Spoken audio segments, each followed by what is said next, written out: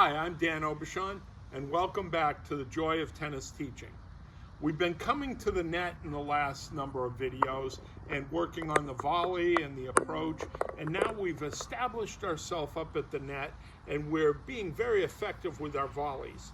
And that's going to force our opponents to do a lob, a defensive shot, where they hit the ball up high.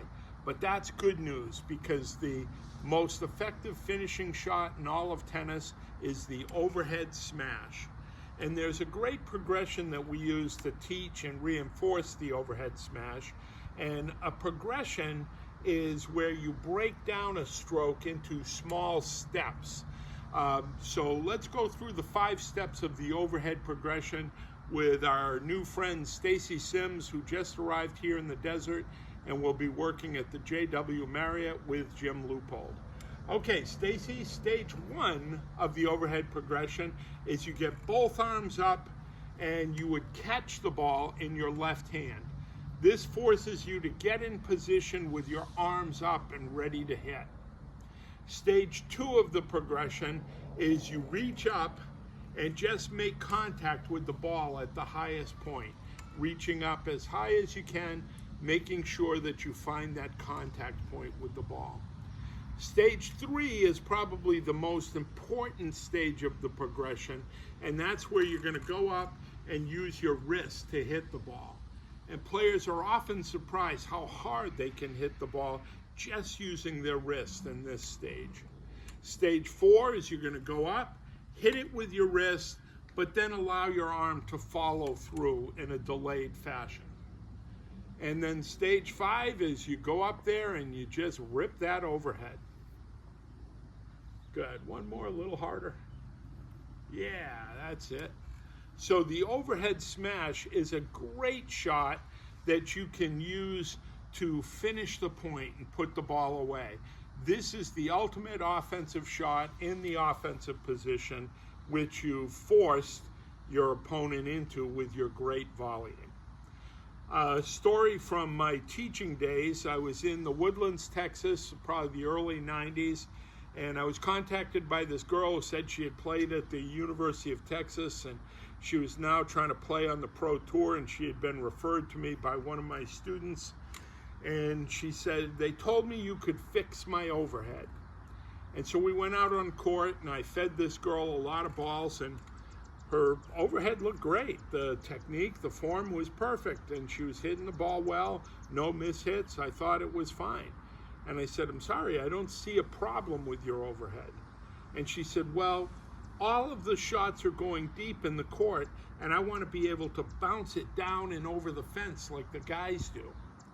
And I said, oh, well, the secret to that is you've got to become more flexible with your wrist. And I had her do the stage 3, but catching her forearm and really spiking the ball down with just her wrist. In a few seconds, she had the idea, and she was gleefully bouncing the ball over the fence. And it was a very joyful lesson, and I'm feeding and she's hitting, and yeah, this is great. And then after about 15 or 20 overheads over the fence, I realized all the balls were going into the woods where the venomous snakes lived, and where we were not supposed to walk to look for the balls. So I ended the lesson right there, and I told the girl her overhead was cured, and we left the balls to the snakes. We never went looking for them. So the 2 morals of the story are, if you do the fundamentals, the ball will do what you want. The student will achieve the success that they're looking for. And for you teachers, be aware of your surroundings so you don't lose a bunch of balls to venomous snakes in the woods. Before we finish, I'd like to say a thank you to Phil Azar in Austria, who wrote a very kind review of my videos and posted it on the PBI alumni site. Phil was quite kind, and it really touched me. But the thing it also made me think of is that this instructional concepts that we're presenting here, the Peterborough Wash PBI concepts that I've lived for the last 50 years of my life,